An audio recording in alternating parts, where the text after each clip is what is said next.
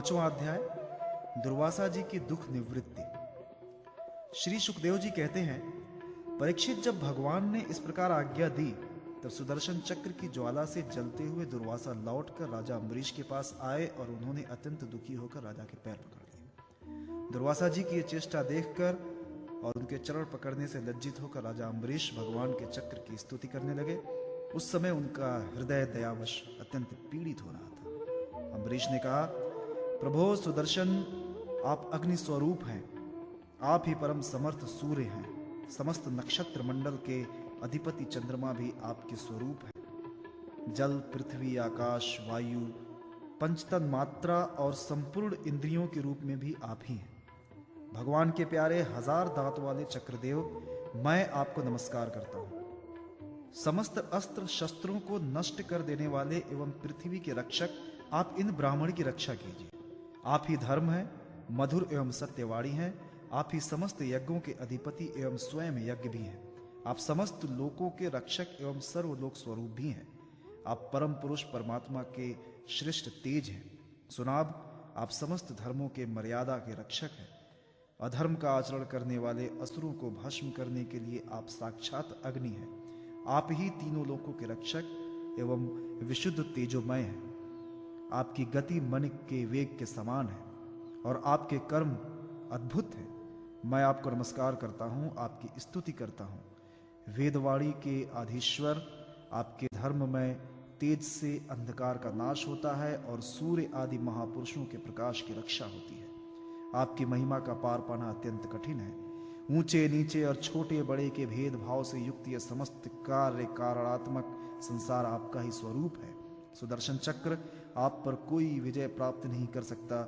जिस समय निरंजन भगवान आपको चलाते हैं और आप दैत्य एवं दानवों की सेना में प्रवेश करते हैं, उस समय युद्ध भूमि में उनकी भुजा, उदर, जंघा, चरण और गर्दन आदि निरंतर काटते हुए आप अत्यंत शोभायमान होते हैं। विश्व के रक्षक, आप रणभूमि में सबका प्रहार सह लेते हैं।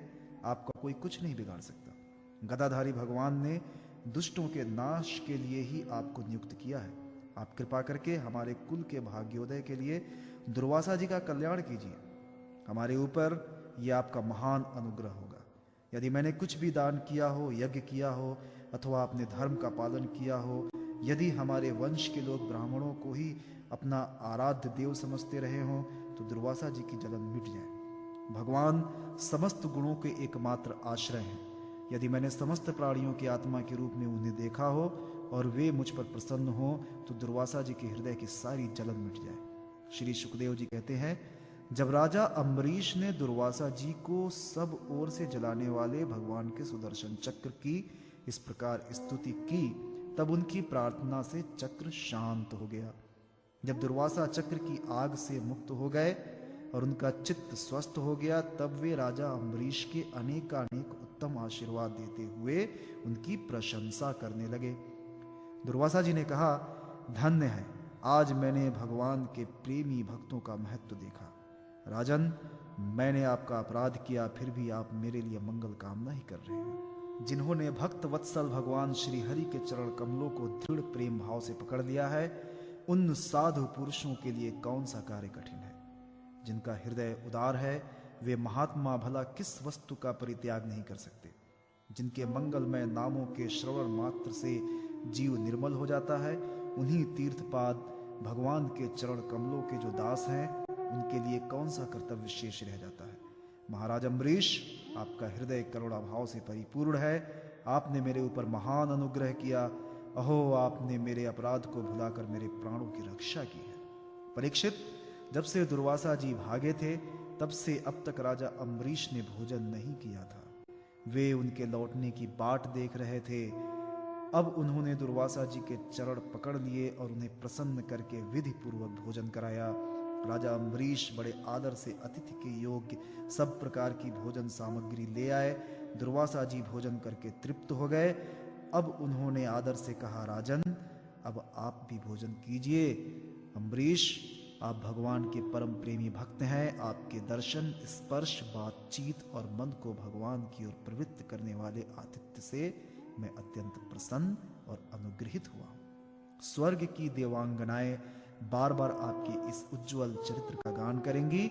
ये पृथ्वी भी आपकी परम पुण्यमयी कीर्ति का संकीर्तन करती रहेगी। श्री सुखदेव जी कहते हैं, दुर्वासा जी ने बहुत ही संतुष्ट होकर राजा अम्बरीश के गुणों की प्रशंसा की और उसके बाद उनसे अनुमति लेकर आकाश मार्ग से उस ब्रह्मलोक की यात्रा की, जो केवल निष्काम कर्म से ही प्राप्त होता है।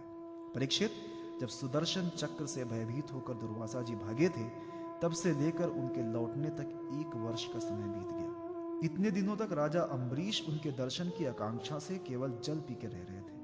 जब दुर्वासा जी चले गए, तब उनके भोजन से बचे हुए अत्यंत पवित्र अन्न का उन्होंने भोजन किया।